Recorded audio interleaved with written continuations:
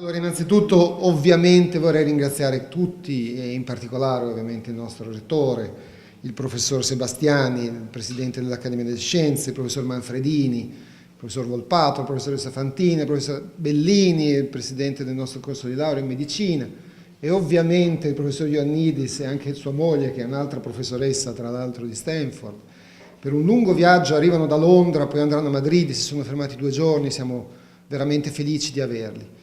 Io sarò rapidissimo, tra l'altro vi porto i saluti e le scuse della professoressa Roberta Sediquini, che è la Presidente del Consiglio Superiore di Sanità, che avrebbe dovuto essere tra noi, ma mi aveva preavvisato e mi ha mandato poi oggi un messaggio che mi ha chiesto di leggervi, io quindi riporto al volo, è velocissimo, mi dice: ti prego di ringraziare tutti e scusarmi, purtroppo mi ha chiamato il Ministro per un'urgenza, vi sono emendamenti, proposte di legge importanti, la professoressa Bellini sa che si devono trovare tra l'altro a breve. Per favore, mi ha detto, però leggi questo messaggio agli intervenuti, mi avrebbe fatto particolarmente piacere essere con voi per rivedere il professor Ioannidis, che se mai potesse sarei felice di avere ospite al Congresso Nazionale della Società Italiana di Sanità Pubblica, poi ne parleremo, che organizza tra l'altro lei ad ottobre a Torino, ma anche per rivedere Ferrara, una città magnifica, nonostante il caldo di questi giorni, dalla quale manco da parecchio tempo. Sarà un incontro proficuo, ne sono sicuro, mi scuso ancora. Ringrazio tutti dell'invito. Scusateci, non è potuta venire, però ci teneva. Va benissimo. Allora a questo punto io darei subito la parola, per un saluto ovviamente, al professor Zauli, che ringrazio, e poi proseguiremo con il professor Sebastiani, ovviamente, e andremo avanti. Grazie. Grazie Lamberto, la coreografia fra l'altro di questo convegno è spettacolare, siamo contenti di questa iniziativa, conosciamo di fama il relatore per essere uno dei massimi esperti di sistemi sanitari e siamo ansiosi di vedere quello che ci vorrà dire. Really welcome to Italy and welcome to our city, and we are looking forward to hear what you have to tell us about your speech. Thank you so much, and I passo la parola al professor Sebastiani.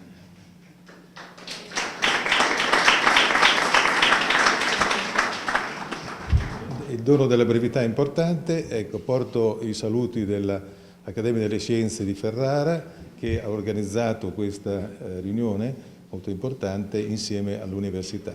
Devo dire che il ringraziamento massimo lo devo al professor Lamberto Manzoli, perché è stato lui che è riuscito a portare il professor Ioannidis qui a Ferrara insieme ad altre autorità in questo campo, quindi lo ringrazio vivamente, ringrazio quindi anche i partecipanti a quello che sarà poi il panel e vi auguro buon lavoro. Grazie.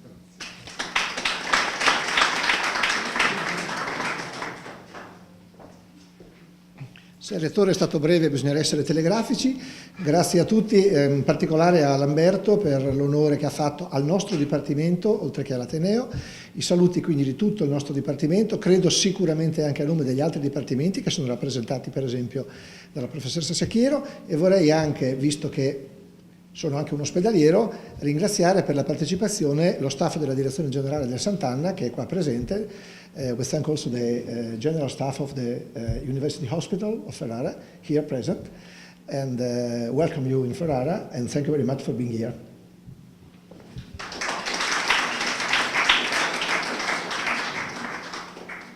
Grazie mille e fatemi ringraziare perché purtroppo ovviamente mi sono dimenticato di alcuni, adesso ne dimenticherò anche la professoressa Fantini che viene dall'Università di Bologna, la nostra collega, il professor De Vito che viene dalla Sapienza di Roma, il professor Volpato, di nuovo le aziende ospedaliera e l'azienda sanitaria territoriale, grazie davvero, e introduco molto brevemente il professor Ioannidis in modo tale da lasciargli spazio.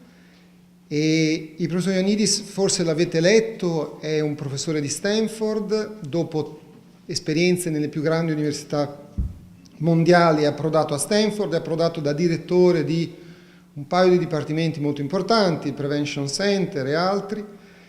è un grandissimo ricercatore mondiale. Io ieri sono andato a vedere, aggiornare, ha dei numeri da Guinness, dei primati, perché sono andato a vedere ieri 78.000 citazioni in riviste scientifiche internazionali, un H-index 125, sono numeri spaventosi. Ha pubblicato più di 1000 articoli scientifici nelle più grandi riviste al mondo, è editor di grandi riviste, ha fatto ricerca anche quella che viene chiamata disruptive innovation, cioè ricerca particolare, ricerca di rottura.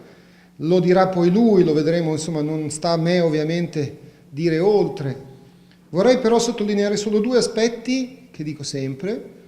Uno è ovviamente un grande amico, è una grandissima persona, perché collabora con noi da 11 anni, o meglio noi collaboriamo con lui, perché insomma è diverso, e lui, nonostante abbia 2 marce in più rispetto a noi, ha sempre avuto grande pazienza, una grande tolleranza nei nostri confronti, è sempre stato gentile, è sempre stato veramente un maestro da questo punto di vista, e quindi al di là del suo genio, diciamo, abbiamo potuto apprezzare l'uomo. È sempre stato supportivo, di aiuto, di grandissimo aiuto. E la seconda cosa che proprio ha ragione di questo, oltre i suoi successi, oltre alla ricerca, lui, da quello che so, John, I'm not sure the numbers are okay, but a 30 o più di 30 dei suoi allievi sono diventati professori ordinari in tutto il mondo, sparsi veramente in tutto il mondo, nei rami dell'epidemiologia, eccetera. Quindi oltre che, insomma, un grande scienziato ha avuto tempo anche da dedicare a far crescere le altre persone e a tutto quanto. Quindi è veramente un onore, è un piacere. Grazie John di essere qui, e lascio la parola.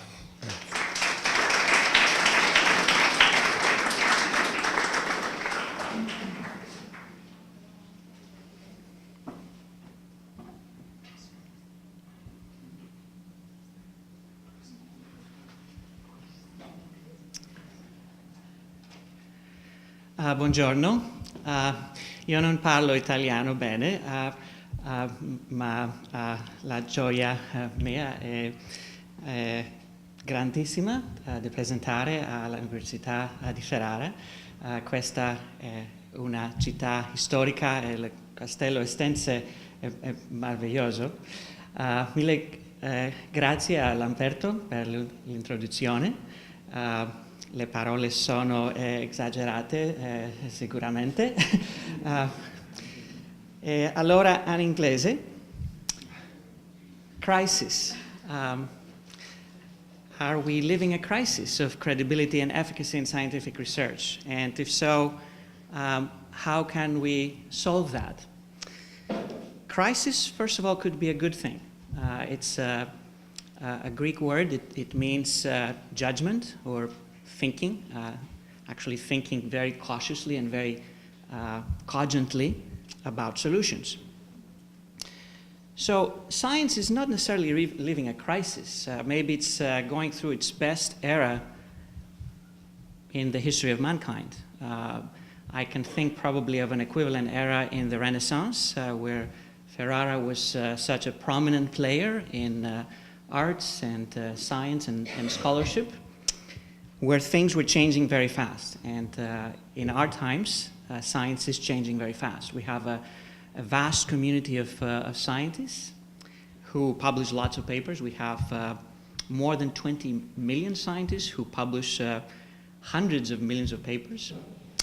And each paper actually currently is the equivalent of millions of papers of all time. So Bradford Hill used to say that I need to see a paper written in the back of an envelope so that I can rerun the calculation like a 2x2 table, and then I can trust it.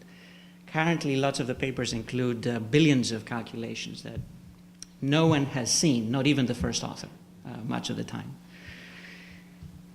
This is what science looks like. It's a universe, and this is just 20 million papers and 2 million patents, a map of science by Kevin Boyack, with whom I'm collaborating in creating these types of maps of all scientific disciplines. There's different colors according to different big fields like medicine and physics and and chemistry.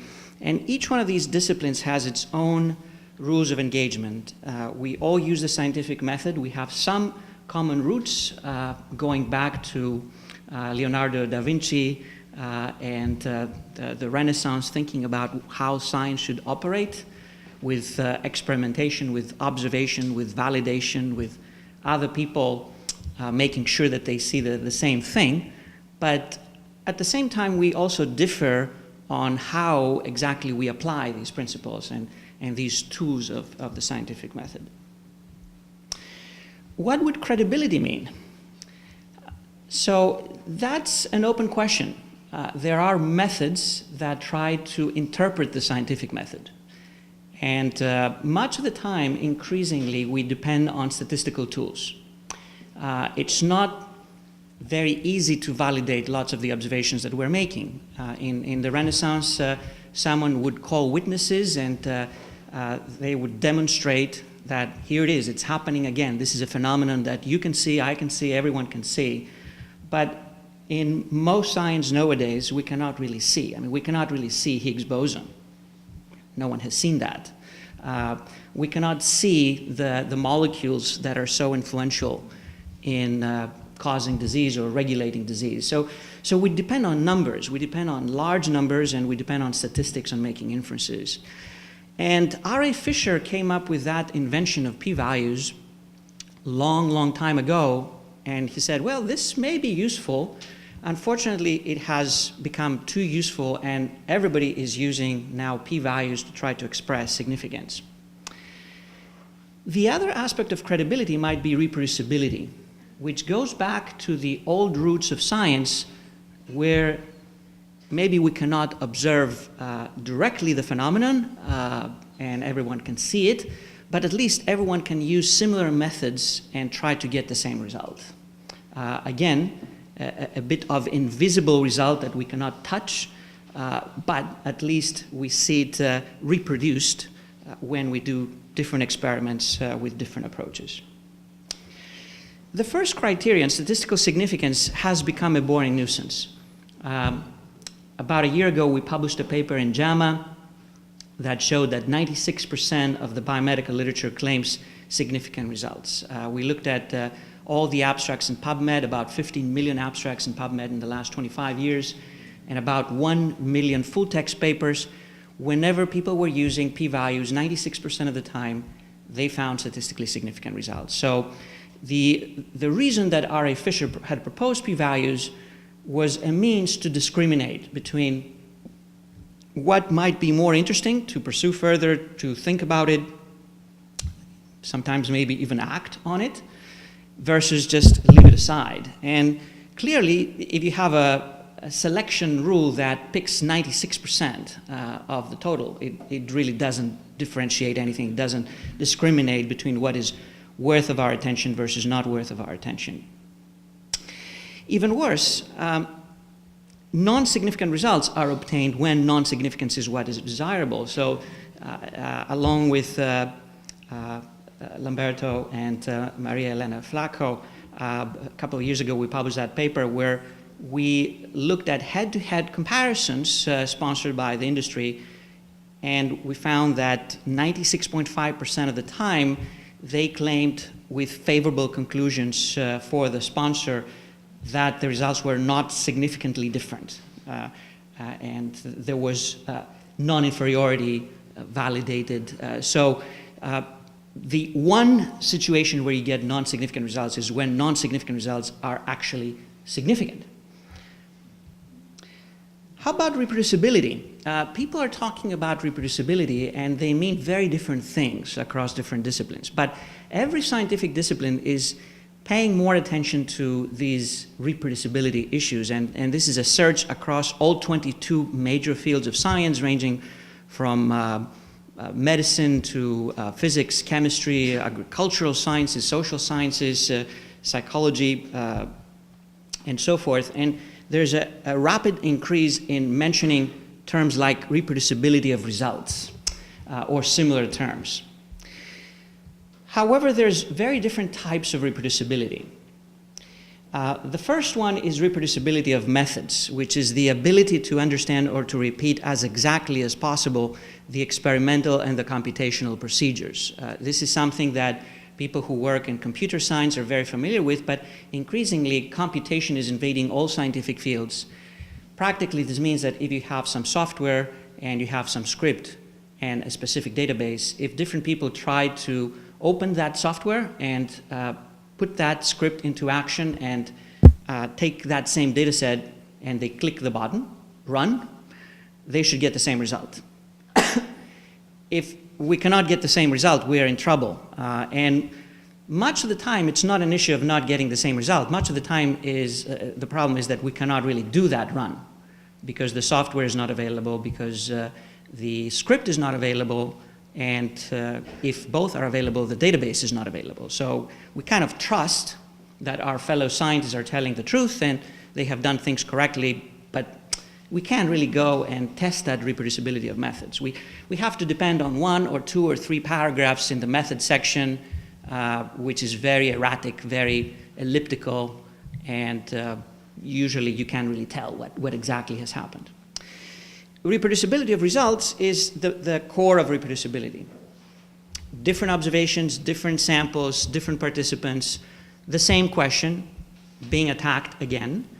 Hopefully we get similar results. Not necessarily exactly the same, but very close. And reproducibility of inferences, let's say that we do the methods and we do the results, and we have the same study or multiple studies with some pattern of outcomes. Then you get 2 experts or 3 experts or 10 experts or the whole world of experts, and you ask them, so now what? What does this mean? And they may tell you very different conclusions. One might say, the world is collapsing, we need to act right away. Others may say, that's nothing. Some people will say, everybody needs to be treated with this drug now. Others will say, nobody needs to be treated with this drug now, even though it's the same results. Of course, this is not necessarily the case. Very often we see consensus, and we have developed processes to try to reach consensus. The consensus processes, fortunately or unfortunately, usually go beyond the data. And in many disciplines, they're more powerful than the data. Sometimes I get the feeling that any data can be obtained, but if the experts are fixated in their world that, well, this is how it should be, no data are going to change their position. So it may shake it a little bit, but they will still reach the same conclusion. There's differences across fields that affect what reproducible research means. Different scientific disciplines differ in the degree of determinism, in the signal to measurement error ratio, in the complexity of designs and measurement tools, in the closeness of fit between hypothesis and experimental design and data, in the statistical and analytic methods to test the hypotheses, how much diversity and heterogeneity is considered to be typical, or too much or too little, whether there is a culture of replication, people are willing to perform replications, whether there's a culture of transparency or you can't really touch the data and the methods, and whether there's a culture of accumulating knowledge. So single studies versus let's put all the studies together. The statistical criteria range a lot. Most fields, as I said, use p-values and null hypothesis significance testing, but even among those, some are happy with p-values of slightly less than 0.05, others want genome-wide significance of less than 10 to the minus 8, and so forth. And finally, there's differences in what are the purposes to which findings will be put and the consequences of the false conclusions. Are we working in a scientific field where it's just scientific curiosity? Or is it something that will affect people and lives, and people will die or survive based on getting it right or getting it wrong? The typical recipe of research practices in many fields is what I try to have a caricature of here. So usually we have the solo siloed investigator, principal investigator, who needs to convince that he or she is the best and most competitive in his or her field. Unavoidably, since he or she is alone, resources are limited, can only run relatively small studies. This means that the power to detect major things is pretty low, and unavoidably that person is under pressure to deliver. There will be lots of exploration, lots of cherry picking of what are the best looking results. A lot of that is done post hoc, and even if there is an explicit protocol, there's still lots of degrees of freedom that one can take different forking paths of analyzing and interpreting the data. P-value thresholds are very lenient for claiming success. There's no registration of the hypothesis or the protocol ahead of time before the research is done. No data sharing, because this would give advantages to other investigators who compete for the same funds. And no replication, because if you spend 5 years to run a study and now you can write it up and get a nice publication, how many are willing to run yet another study that has a very high chance of not really showing what was discovered in the first place? So then you have 7 or 8 or 10 years of work, and you just have to say, I tried and I completely failed. So it's not attractive in the current environment to do this. This is what happens when you have this type of research practices. This is 1,800 data sets of fMRI studies, and I have plotted for you the number of foci that are discovered meaning that these people are investigating fMRI for identifying whether there's areas of the brain that light up when people perform specific tasks or specific psychological tests, or when we compare people with mental diseases versus those who don't have mental disease. The only way to find a very large number of foci is to perform very small studies. If you perform larger studies, the number of foci decreases. And perhaps if we could perform very meticulous, very large studies with standardization and very careful analysis, most of these foci would be seen to be false positives.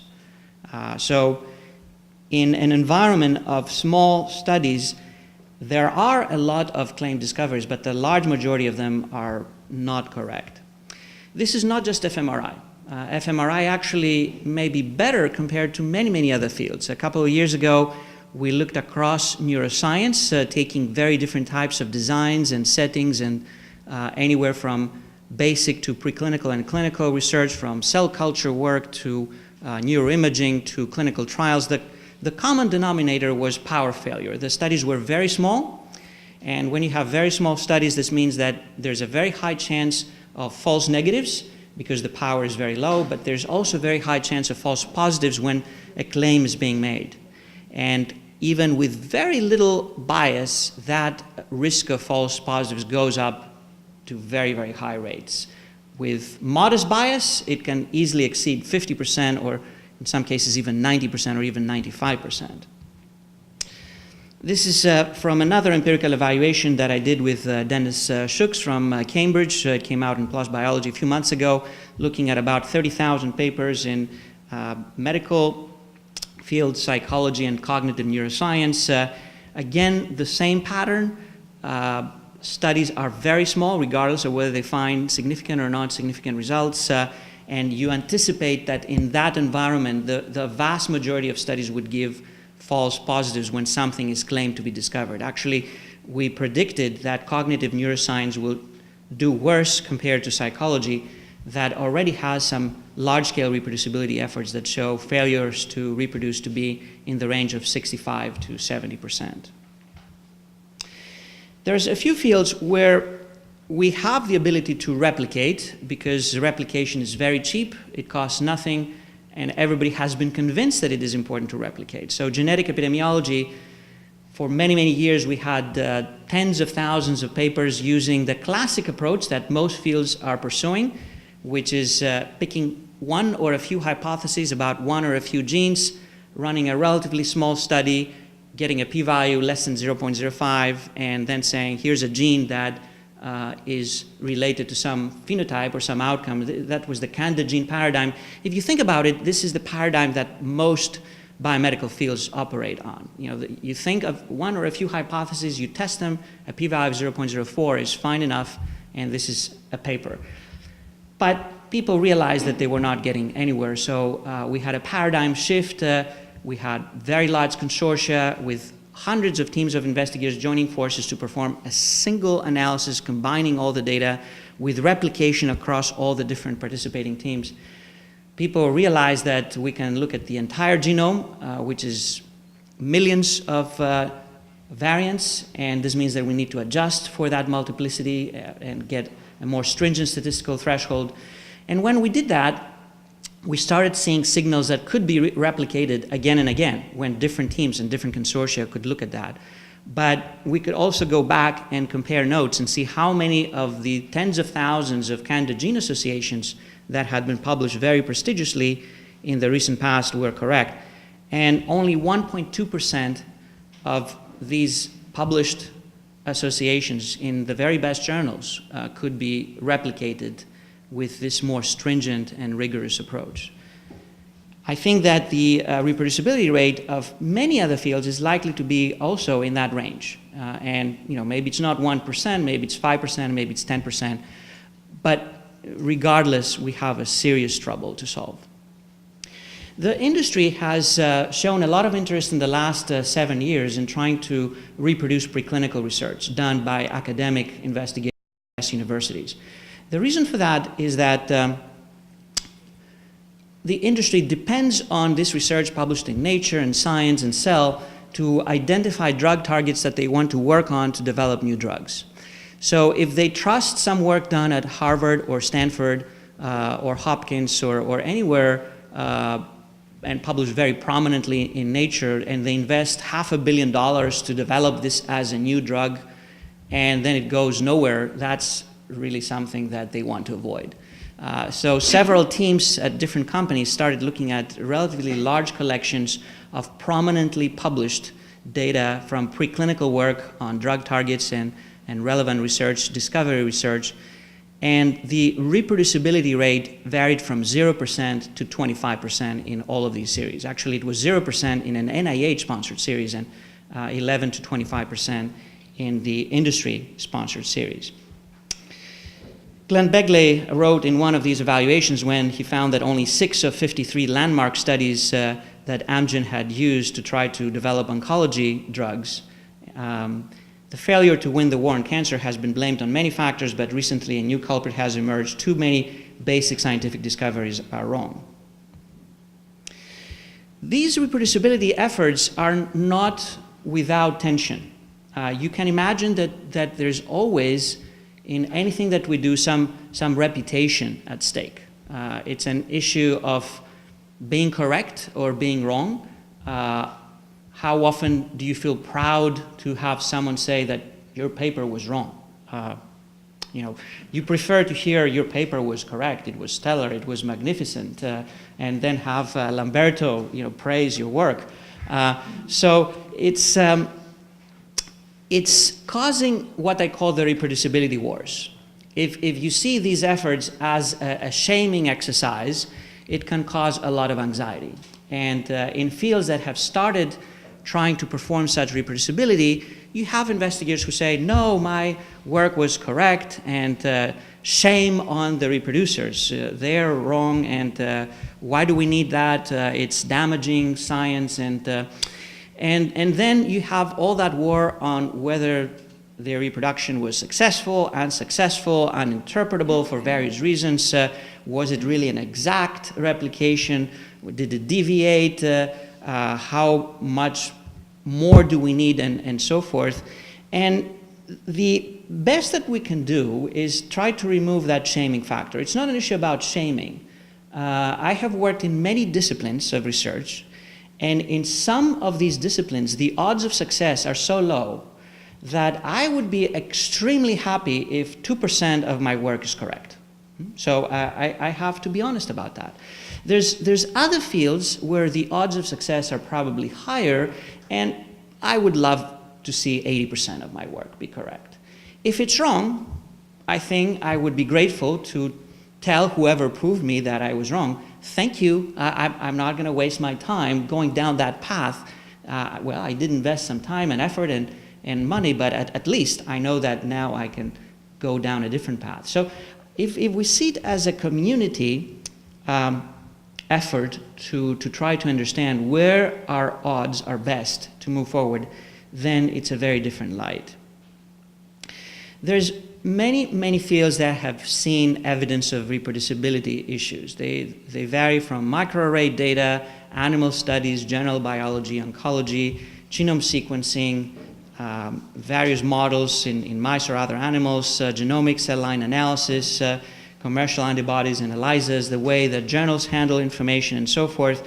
And they affect fields as diverse as neuroscience, pharmacology, genomics, bioinformatics, stem cell biology, oncology in vitro testing, chemistry-led discovery, computational biology, pathology biomarkers, organizational psychology, and observational research. In observational research, which is epidemiology, Stan Young has published a paper that shows that 0 of 52 hypotheses that were promoted by very meticulously done epidemiological studies have been confirmed in randomized trials. So, close to a 0% success rate. My interpretation with more limited data is that probably it's in the range of 10%, but still pretty low. I mentioned psychology because psychology is an interesting field in terms of reproducibility. Throughout its history, replication was not a big theme. There was some replication that was mostly conceptual replication. So people were not willing to perform the same experiment, but they would run an experiment, they would get a significant result, and then try to run a different experiment, very different experiment, but hopefully addressing a similar concept. And then they would get another significant result, and they would say, now I have conceptual replication. I have two different angles that I have seen that if you say something good about someone, he will perform better in his exams. And I can try to look at that in 2 or 3 different ways of how I'm telling him good things and how I assess better performance. But increasingly, many psychologists recognize that this is not going very far. They had lots of examples of both fraud, which is extremely uncommon, at least in my opinion, in research. People don't really become researchers to become frauds. They spend 10, 20, 30, 50 years, their entire life, to become a fraud. I mean, it makes no sense. They can become politicians. It's far easier to be successful as a fraudster. But psychology had some examples. They had a dean of the faculty that his whole career collapsed when everything that he had published was recognized to be fraud, even papers in Science. And they also had several of their key theories challenged by replication experiments that show that, this doesn't really work. We see absolutely no effect here. So 270 psychologists and their teams joined forces, and they tried to reproduce 100 papers published in their top journals, so the creme de la creme of their research, and the reproducibility was dismal. It doesn't mean necessarily that the the repeat experiments were correct and the originals were wrong, but as you see, the p-values of 2/3 of them were nowhere close to even conventional significance, and even for that 1/3 where there was some p-value that was significant, the effect sizes were much smaller compared to the original experiment. And these were situations where the protocol was explicitly presented, it was published online before the experiments were done. The original investigators were involved in commenting that, are you happy to try to repeat it this way so that we capture exactly what you're doing? So everybody was open and transparent, and still 2/3 of the time or more there was disagreement. This is an empirical evaluation that I published with Dan Fanelli from my team at Stanford and Rodrigo Costas from Leiden a few months ago in PNAS. We looked at all scientific fields. We gathered all the meta-analysis that we could find across all 22 major scientific fields, ranging from physics, chemistry, social sciences, all types of medical domains, trying to address within meta-analysis whether there's signals of bias. Now, to perform a meta-analysis, you need to have multiple studies. So this is, in a way, even though we have looked at 52,000 studies worth of data, this is a subset where investigators for that type of question have performed a substantial number of studies. So it's the exception where replication is a paradigm that people are willing to adhere to. If you test meta-analysis and everything is consistent, like 5 studies give exactly the same result, maybe you can conclude there's no bias. Maybe, but there's also the possibility that all 5 studies are equally biased, and maybe all 5 studies are tremendously biased, and there's something that no one has noticed yet.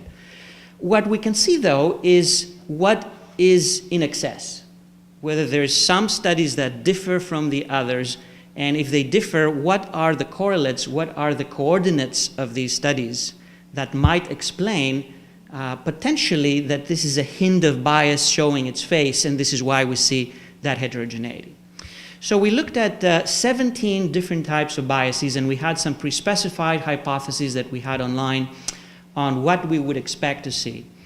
Most of the biases that we speculated on were validated across most disciplines. Some biases or hints of bias were seen across every single scientific field, others were seen in some scientific fields. So for example, the small study effects, basically meaning small studies give more exaggerated effects than large studies. We saw that across the board. No matter whether it was physics, sociology, political science, or medicine, small studies tended to have larger effects compared to larger studies. But other things like, do American investigators like me exaggerate? We do exaggerate, but not in all fields. Is there a citation bias? Studies that get cited a lot, are they exaggerated? Yes, but again, there's a gradient across different fields. Is there industry bias? Yes, there is industry bias. Industry involvement tends to exaggerate results, but not in all fields. And many fields have absolutely no industry bias, either because no industry is involved, or because it is involved, but everything seems to give the same kind of results. So there are different patterns that affect different scientific fields. So when we think about solutions to try to minimize some of these errors and biases and sources of concern, it's difficult to think that there is one solution that would fill the universe of science and would fit all paradigms. We need to think about what are the issues in our field and can we try to correct them. One other paradigm is what I call stealth research. Stealth research is a trend that is moving in the opposite direction of reproducibility and transparency. So I have tried to make a case until now in my presentation that it's a good thing to try to replicate so as to see where we stand. And it is a good thing to be open and transparent and share. But there's also the opposite trend which says, I don't want to see anything. Just get it done, get the technology delivered, get it out in the market, and let people use them fast as possible. Let people make money out of it. There's nothing wrong about it if it really works. And save lives, save the world, do it fast.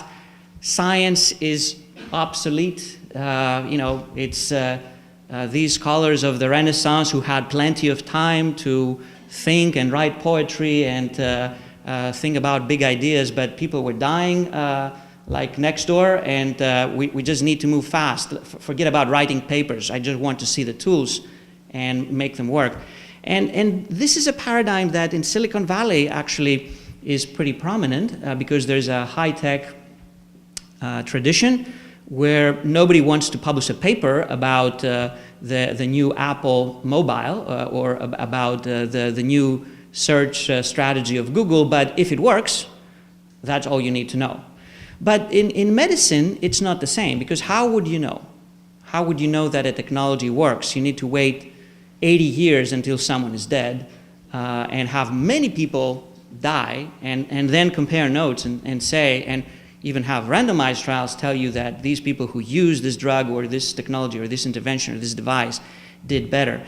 So this is a paradigm that is at contrast with reproducible research, and 2.5 years ago, I wrote that paper in JAMA about stealth research. I discussed the example of the company Theranos that had the highest valuation as a startup at $9 billion. And at that time, in late 2014, I searched how much evidence they have for what they claim, which was that they would disrupt the entire healthcare and medical world, and everybody would be tested with their technology multiple times per day, perhaps, and have all tests done repeatedly, and then they would know what to worry about and what to do, and nobody would die from cancer because everybody would know ahead of time that they will have cancer in the future and do something about it. And I said there's no evidence about it. They had published nothing about it.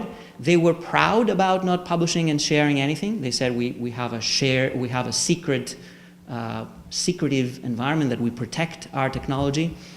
And when I wrote that paper, I got a lot of pushback. The crazy Stanford professor who's asking for too much. I remember Washington Post writing the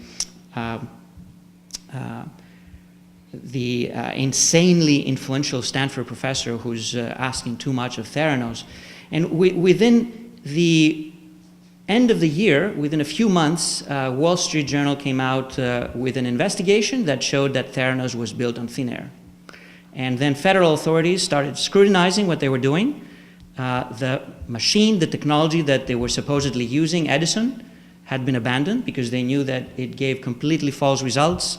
They were just using old-fashioned methods. Their error rate was completely unacceptable. Even running lipid levels, they would get an error rate that was completely off scale. Lots of scandals started coming up, and they completely imploded and eventually completely abandoned even the effort to do something of the sort that they were describing. There's another dimension beyond credibility, and this is efficacy and utility. So a lot of research may well be credible and may be reproducible and may be replicable, and maybe several investigators may do the same thing and they may get the same results, but maybe it's not useful.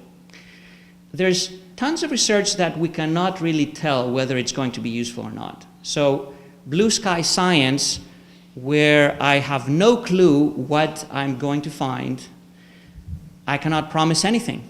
I wake up at 3 o'clock in the morning with a bright idea, I run to the lab or I go to my computer and I start running calculations or doing experiments, and then who knows, maybe one can come up with an observation that 50 years down the road may be used in some context that could make a difference. But no one really knows that this observation 50 years down the road would develop the new generation of radio telescopes, or would be the way that we can travel within 2 hours to Mars, or that this is the way that would replace all cars in the streets, or that this is the way that cancer will be eliminated.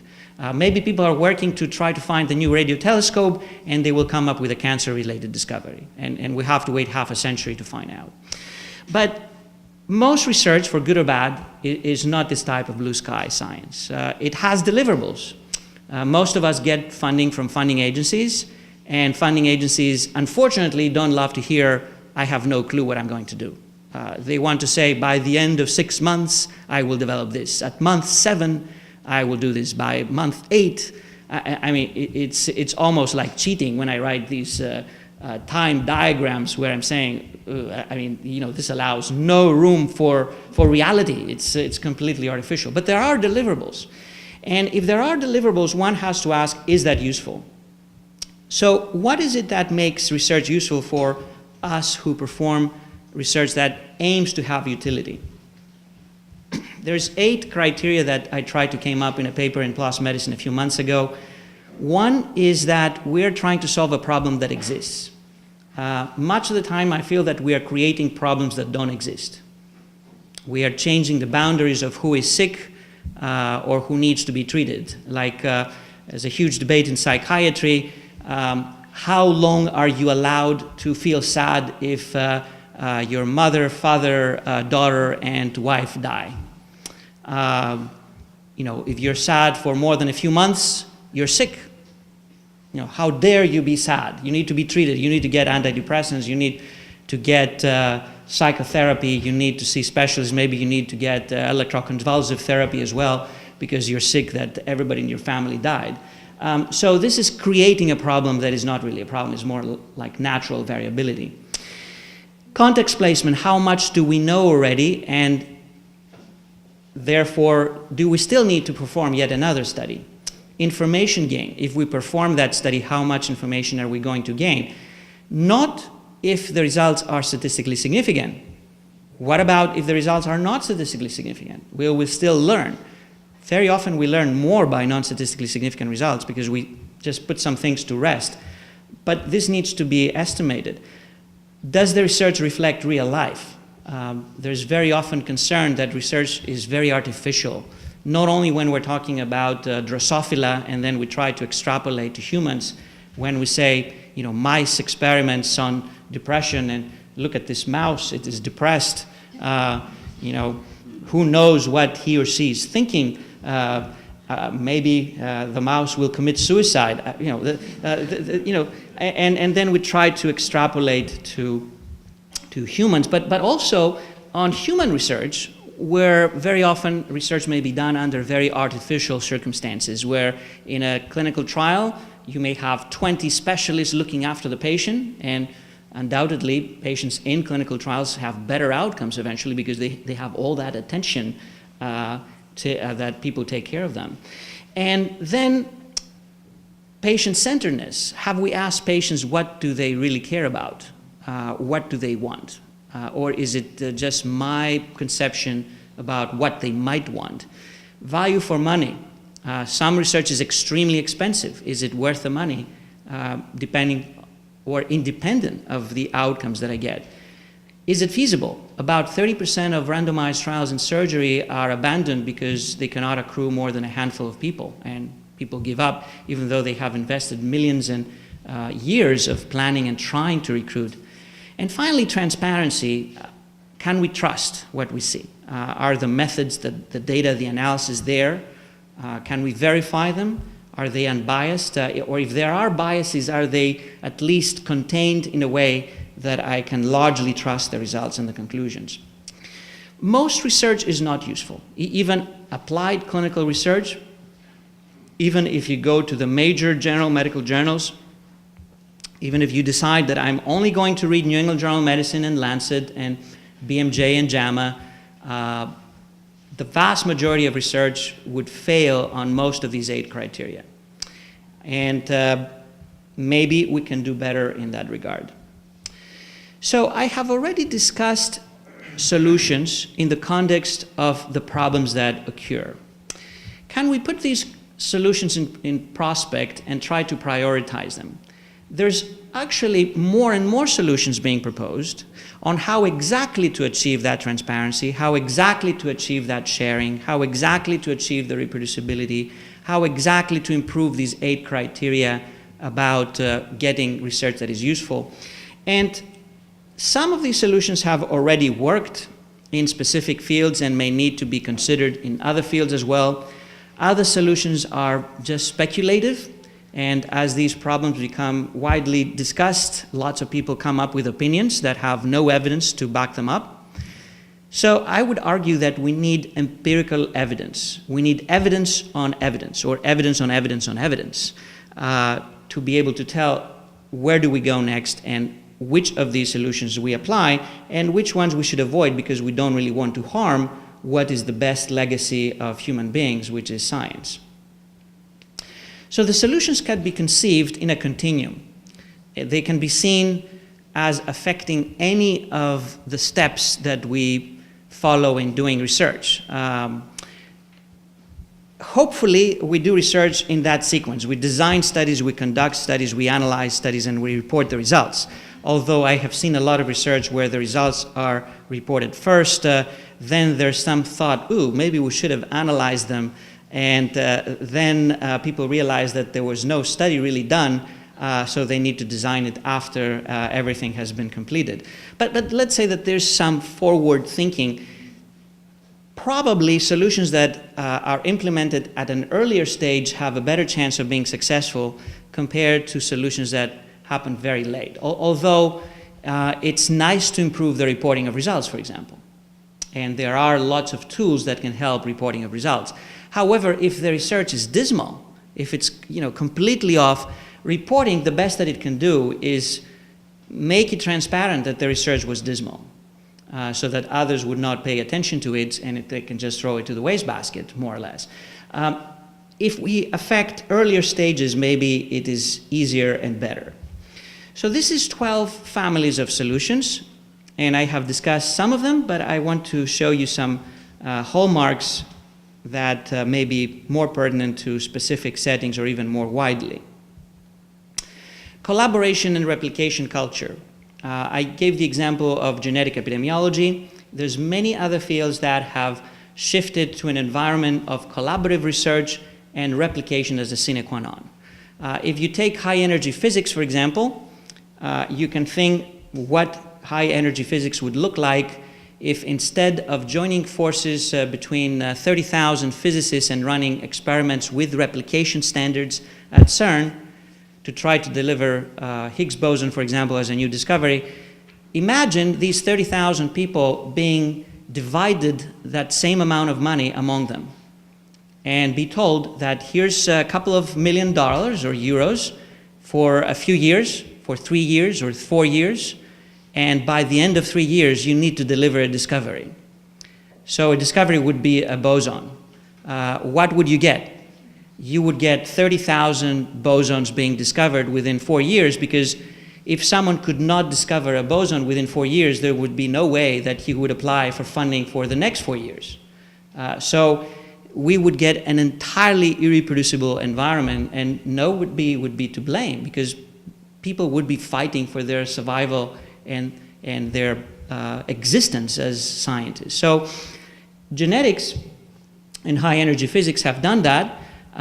Physics came up with Higgs boson and nothing else. So all the millions of theories and particles that we thought we would find have not been found. Maybe some will be found at higher energies and teravolts, but at least in the range that has been tested, there has been nothing else. Genetics, this is one example of Manhattan plots here, where before doing this collaborative large-scale analysis, we thought that we had discovered 359 genes that regulate smoking behavior. Once we did join forces and had that cumulative, collaborative replication effort, none of them could be replicated. And we found 4 new ones that could be replicated. Who is going to replicate? Very often there is inbreeding within scientific fields. Sometimes the inbreeding is excessive. I have come across fields where all the players in the field are in one team. So everyone is at Stanford, or everyone is at the University of Ferrara. Or you see sometimes there's, oh, here's another one at the University of British Columbia. But then you look closely and you realize, well, that person actually trained with John Ioannidis at Stanford. So it's the same team that now has ramified. And if you have that in breeding, there's empirical evidence that you tend to get the same results because people just repeat the same errors. They're doomed to fool themselves because they do the same thing again and again, and no one has noticed independently that there's an error in the process. Can we have investigators of competing theories or hypotheses, which means that you ask the competitors of the different theory or the different school to try to reproduce? And Nature and Science have done that occasionally for some very high-profile studies where they take competing labs and they ask them to reproduce something that is a major, challenging change. And if they get the same result, this is really convincing. Obviously, we cannot manipulate that completely. People will run replications because they just want to do them, or because they got some funding for this, or because for whatever reason they come across this method that they want to use to build something else in their research agenda. And one possibility is that we can even think of replication as being an open challenge to anyone. So some fields like mathematics, it's becoming common practice that you split a problem to 10,000 pieces and you send it to 10,000 people who can run calculations in their laptops, and you have a high school student or a first-year undergraduate student who comes up with discovering this very interesting configuration of calculations. Registration is another interesting possibility. Registration means that I tell other scientists ahead of time that I am going to do something specific. Much of the time, I cannot really tell much. If I'm running blue sky science type of work, then I cannot really tell anything because I don't really know what I'm doing. I'm just searching in a vast space and I come up with interesting observations. The only thing I would expect for this type of level 0, no registration type of science, is that when this is reported, it will be reported as such, that was entirely exploratory and therefore someone needs to replicate what has come out of that exploration. Level 1 would be registration of a data set, which means that the research has been done already. There is a huge data set that contains 1,000 variables or 1,000,000 variables. So telling somebody that I will collect the data would be even fraudulent because the data are already there. Someone else has collected them or I have collected them. So the best that I can do is much of the time just tell people that I have that data set, it contains 1,000,000 variables, so be aware I have that power in my hands. With a click of a button on my laptop, I can launch these billions of chi-squares against you. I can easily pollute science within a split second. And you know, it's like describing the nuclear arsenal of different powers that can destroy the world overnight. Level 2 is registration of a protocol. Someone thinks of a protocol and here is the steps that I'm going to follow. Level 3 includes also the analysis plan because a protocol might be, I'm going to run this clinical trial, but the analysis plan may have 100 degrees of freedom on how you adjust or not adjust, or how you select, or how you stratify, or how you impute missing data, or whether you censor, or how much follow-up, or whether you add covariates, and how is the model specified, and how it is transformed, and so forth. And these can get different results. Level 4, you register the analysis plan, and you also give the raw data to other scientists so they can repeat that. And level 5 is open live streaming, where everything is pre-specified on a stepwise basis. You load it up front online every day. You ask for comments. You get feedback from the entire scientific community. You revise your plan. You run the experiments. You show them to everyone. You get comments on them, and you design the next step. This is one example of an advanced registered report. eLife and 52 other journals have adopted this practice. Practically, it is a full paper without the numbers. The journal reviews the full paper before the research is done. They say, that looks good enough. If you do this, I want to publish it. And then the research is done according to that very explicit protocol and equals paper that has been presented. I get the numbers, and now I fill in the numbers in table 1, table 2, figure 1, and figure 2. I have no clue whether the slope in figure 1 will be positive or negative or flat, but there is a figure 1 waiting for everybody to be filled, and depending on what the results are, the positive, negative, or flat slope will appear. Sharing is something that many stakeholders are advocating for. And this is an empirical evaluation looking at the 50 highest impact factor journals across science. About half of them are in biomedicine and the other half are in other fields. If you see green color, it means that there's policies of these journals in place that they advocate sharing of data, of protocols, of materials, or even making that a prerequisite to publication. So most journals do have such policies in place. But the last column has very tiny font letters or numbers, and most of those are 0. And this is how many out of 10 papers in each of these journals actually adhere to these policies. So these policies are advocated and even requested by many journals, but at the end of the day, there's obstacles or there's excuses that investigators and the journal say, well, okay, that's fine, and the information eventually is not shared. We are seeing an evolution in sharing. And a few years ago, you would be able to find only a handful of randomized clinical trials worth of data in full detailed information. Currently, if you go online and you request information, you can get about 20,000 randomized clinical trials worth of data at the raw data level. There's changes in many fields like genetics, where sharing has become much more commonplace. And there's still open questions on how to generalize this.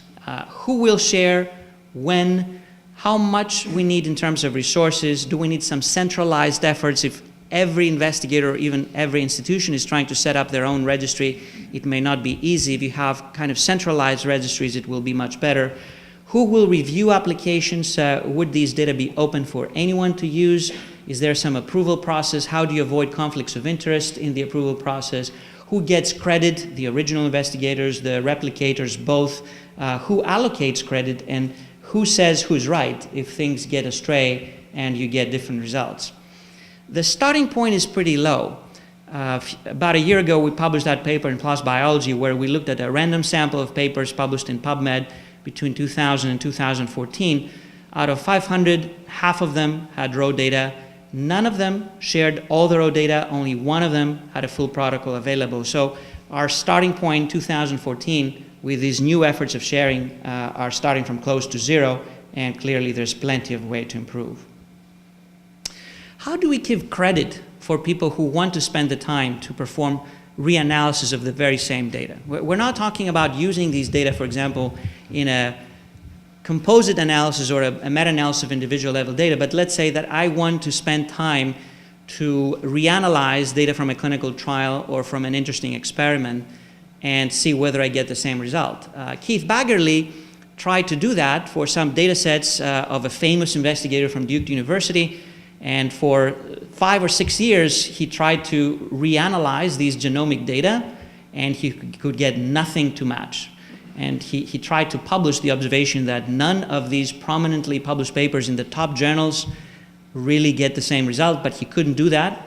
Eventually he published his work in a rather remote journal, and then people paid attention when it was realized that the Duke investigator had a false CV. He was claiming to be a Rhodes Scholar, but actually he was not. And then other people looked at that and they realized that this whole bubble was based on thin air, and everything that that person has published was pretty much wrong, more or less. And then credit was given. But this type of forensic approach to science is not really rewarded. And when it does get rewarded, people have to twist, unfortunately, what they find. So this is an empirical evaluation where we looked at every single case where people had reanalyzed randomized trials for the very same question as the original paper. So the same comparison of the same interventions, the same data set, the same outcome. 35% of the time in these reanalysis papers, the conclusion was entirely different. The original said patients should be treated. The reanalysis said patients should not be treated. The original said people who are elderly should be treated. The reanalysis said people who are young need to be treated. Very confusing. And one might think that these reanalyses were performed by what I would call rogue analysts who want to make a career out of shaming people and killing big papers so that they can make a name for themselves. But actually the reanalysts were the same investigators who had published the original paper. But in the current environment, the only way to get credit and glory and a new publication by reanalyzing a data set is to say that you found something different. And you have to put it in a way that it sounds attractive, that now we're offering novel insights or different insights, even though it's just confusing insights. If you just say, I reanalyzed the data, I got the same result, they will tell you, you've published that. Why should we publish it twice? Brian Nosek and his team at the Center for Open Science have adopted the policy of a badge system. It has become very popular in psychology and some related fields in social sciences, and I think now it's invading other fields as well. Basically, the concept is that if you share your data, if you have a protocol, if you have pre-registered protocol, you can get a badge. So the paper gets printed and there's that badge of sharing, or that badge of there is a protocol that was ahead of time, it was pre-registered. It's some sort of a credit, some recognition that this is a paper that maybe I can put more trust on. And here you see what happened in one journal like Psychological Science that adopted that badge system.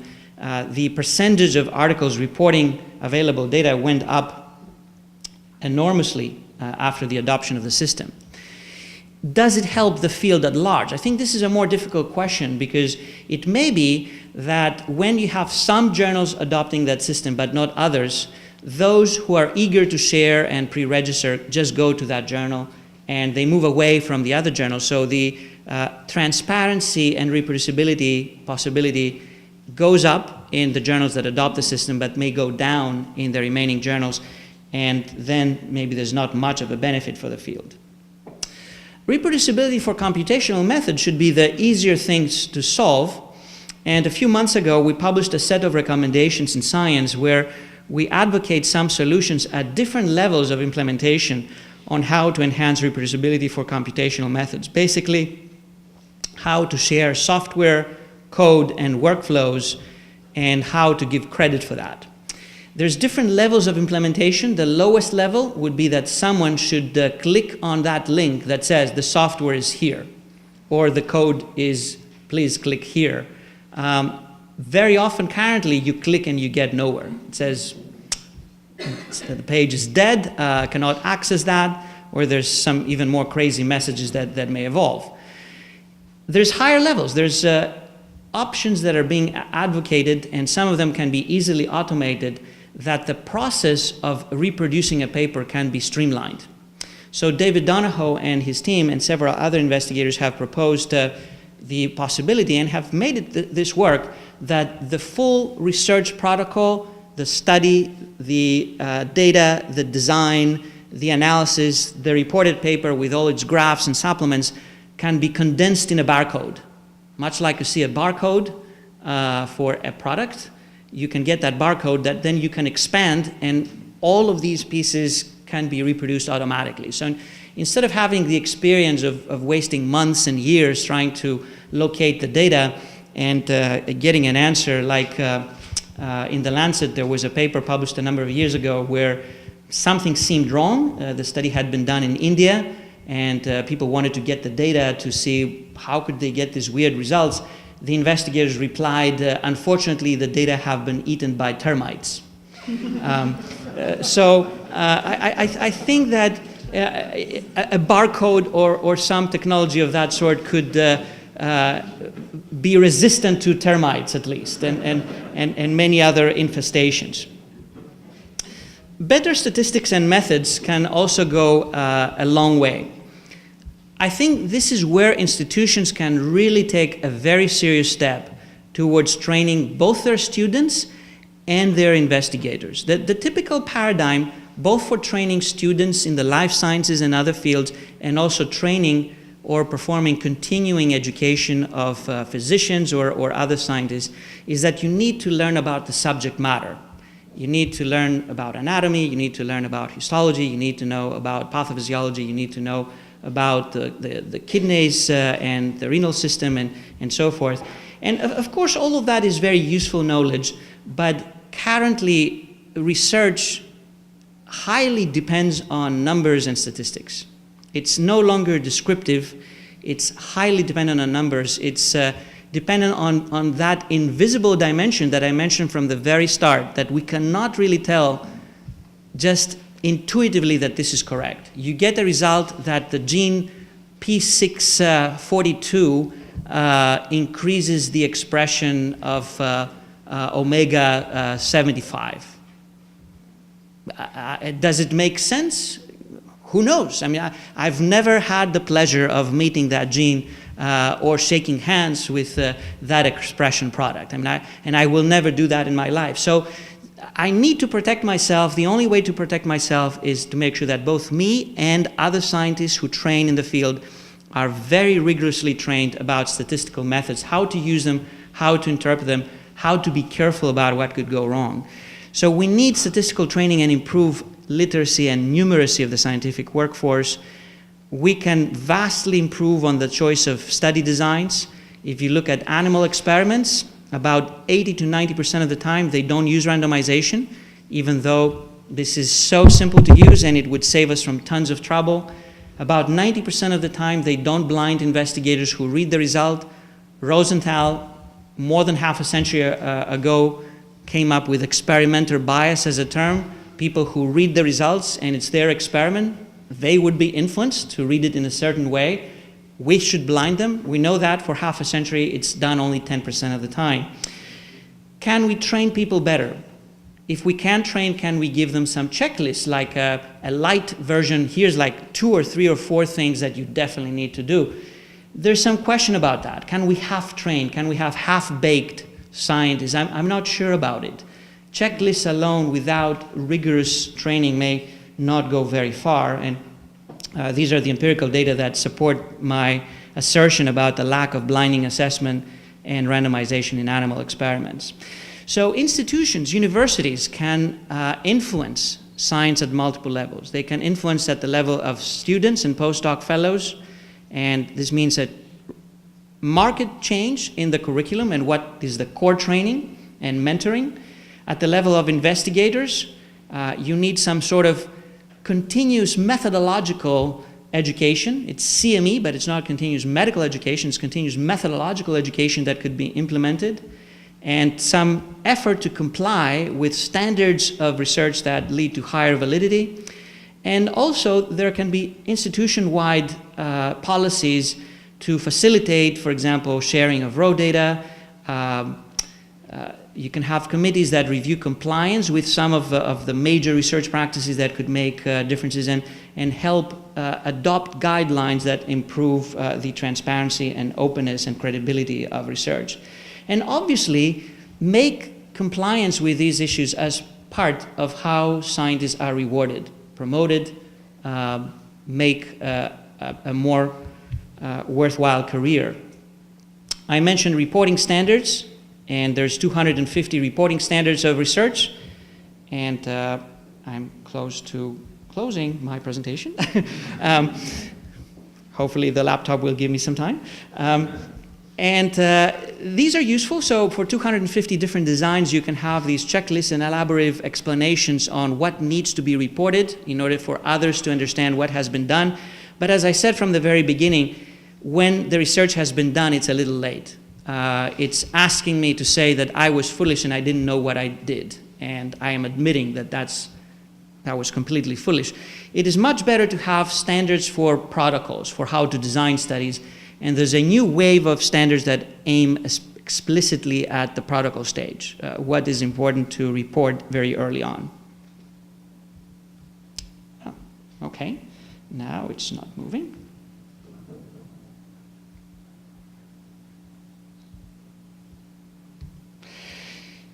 Other possibilities. I think that we can learn from each other, and we can learn from different scientific disciplines. In the last several years, I have started working with economists, not because I want to save the Greek economy, which I think is beyond salvation, but because I think that some of the tools that they use may be possible to employ to model some of the processes and try to understand some of the solutions.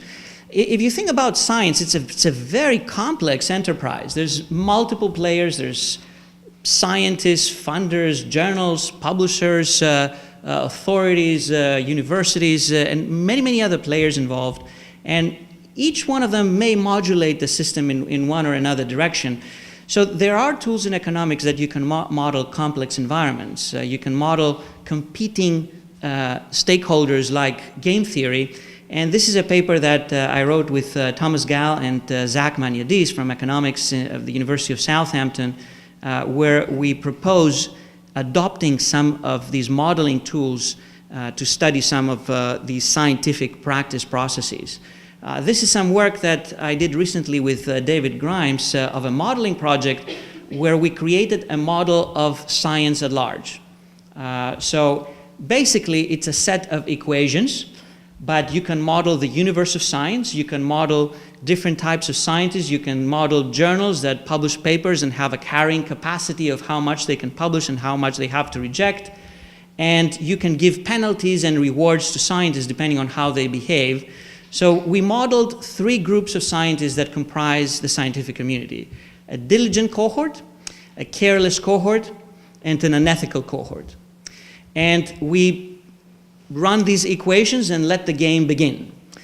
Most of the simulations show that the careless cohort will dominate the world. In some simulations, the unethical cohort will dominate the world. In very few simulations, the diligent cohort will win the day. If we let things go. And you don't need lots of equations and math to understand that. If I can cut corners and still get promoted and still get funding and still get published in Nature compared to the other guy who puts 3 times more effort and is more meticulous and is rerunning all his calculations and replicating and doing everything, I will win. That other person will disappear. He was a good scientist, but too sad. Conversely, if I find a way to reward people who do these steps to get more reliable, more credible, and eventually also more useful results, the right mix of rewards and perhaps some penalties can make the diligent cohort survive and dominate, and the unethical cohort disappear and the careless cohort become smaller. One other solution is to try to systematically review what we know. And meta-analysis has become very popular over the years, which is good news, but unfortunately it has become too popular. So this is the systematic review pandemic. We have about 100,000 meta-analyses that have been published today, and most of those unfortunately are not serving the needs of reviewing the evidence. Some of them are just marketing tools, like for antidepressants there's 185 meta-analyses, and most of those have some conflict with industry. And if they do have conflicts with industry, they almost always conclude in favor with no caveats about antidepressants. Many others are unpublished, they're redundant, unnecessary, decent but not useful, misleading, flawed beyond repair, and 3% of them are both decent and clinically useful. So can we make that percentage larger, or for at least being able to know where we stand?